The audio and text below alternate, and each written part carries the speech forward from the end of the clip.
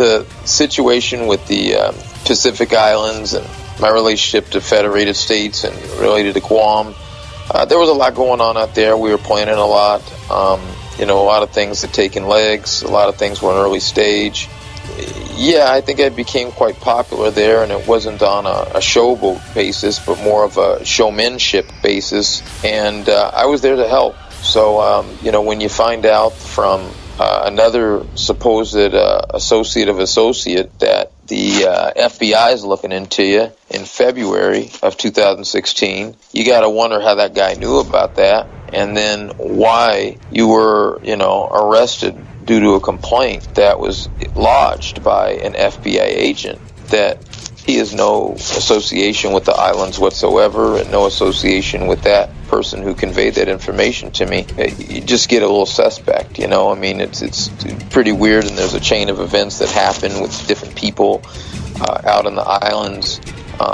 Even the people that, didn't know that I was going to be there. There was only a few people that knew I was going to be in the islands, in the island of Ponape in February of this year. And for whatever reason, I wasn't even there a day, and I was at the beach bar down there, the really popular beach bar, sushi bar, and I just got out of transit for a really long time, and then this guy tells me this, so it made me feel really uncomfortable. And there's some things that I think I've discovered through reliable sources that there's definitely some malicious purpose, and this Mr. Beckel and his organization are not a mistake. They're not a fluke, definitely. I have to ask you, Mr. Peterson, are you today still involved in any way with the United Nations? Oh yeah.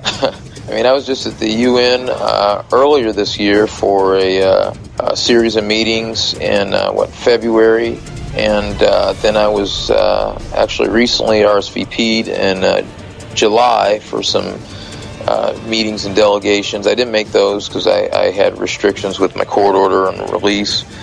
But I was actually, I tried to go to that. And then I, more recently, next week is United Nations General Assembly Week. And probably the court's going to let me attend that. I'm hoping anyway, I should say. I don't know yet as of now. But the invites and all that stuff, they're official. And, I'm going, and obviously it's going to be a good opportunity. It's the last appearance of President Obama as the President of the United States. So a lot of the world leaders are going to be there to get their last meet with him as the United States President. I think it's going to be a good movement, a good event, and probably some good outcome, and I really hope to attend. I have done some investigation on this possible conspiracy related to Pacific Islands. I believe the cover article from Pohnpei Island says that you and a bank owner were arrested by the FBI for stealing money from James Bond. Do you know about this newspaper? Yes, I know about it, and I have a copy for my own archives. Of course wasn't arrested for taking any money from James Bond or, Daniel Craig. So that's, faux. That headline obviously is, defaming, just stating something like that and then publishing it to the people in Micronesia. Obviously there was somebody that, they put bank owner. We were in the process of, getting permitted and licensed with bank, and, that's still the agenda. But overall, I could see how somebody would want to, defame a person that we've, got a lot of access and very resourceful to do commerce and trading and, financial services on that island or the islands of Micronesia, to say. But I think that went a little bit too far.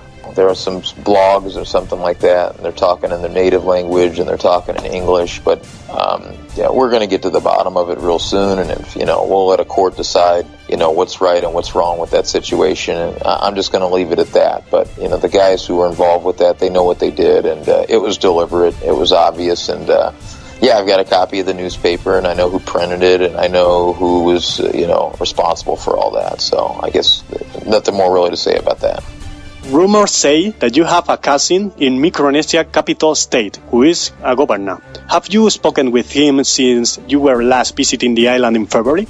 Do you think he is connected in any way with your current legal problems? Long lost cousin. I couldn't tell you. Definitely, something to do with it. not talking about New Jersey, but just a few curious things that came along with that, and rocks I turned over since then. Let's just say he picked a good time to supposedly be off the island, but somebody told me that he was on the island, and I met that man in 2015, and I was with two other high government officials that I knew already on the island, and I was visiting. I was introduced him that we were going to invite him to lunch. We walk into an office. He says who he is. I say who I am. I say before we get started, I say, I've never met anybody Peterson on any of these islands. I've been on and off the island for about 8-9 years. And I ask his ancestry and where his paternal parents are from.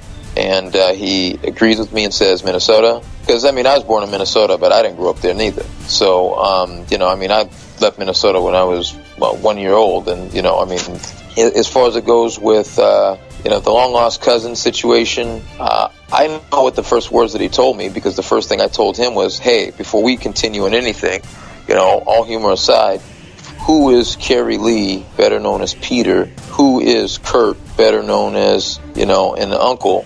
And he says, that would be my aunt's children. So I said, okay, that makes us cousins. He said, yes. Now, these are his own words. So, this wasn't anything made up or, why in the world would I travel out to an island? I didn't know this guy was out here before that day. It was just a surprise. I think the senator and the speaker that was with me at the time when we were in his office, they were just as surprised as me. And I figured it was God's will, brought me out here, and, it sweetened the deal. With the sponsors, it called them back and told relative in Spain of the situation, and he thought it would sweeten the deal, and he felt a lot more secure with the situation due to the fact that you did have a long lost cousin there. There was definitely some homage there now, and some teeth in it, opposed to doing business with a foreign sovereign entity that's associated with the United States that we don't know and have any strong connection with these people. It made the deal a lot better. So I felt a lot more comfortable meeting that guy, and I extended my arm to try to make it a point to get familiar with one another, not to become chummy buddies or anything like that overnight, but say, hey, God put us here for a reason. Maybe it was meant to be for a reason. We're both in the political field and public figures, and now's our time to make something happen for the world and for humanity. So anyway, that's maybe too much information, but yeah, that's the status. And I haven't talked with him since then.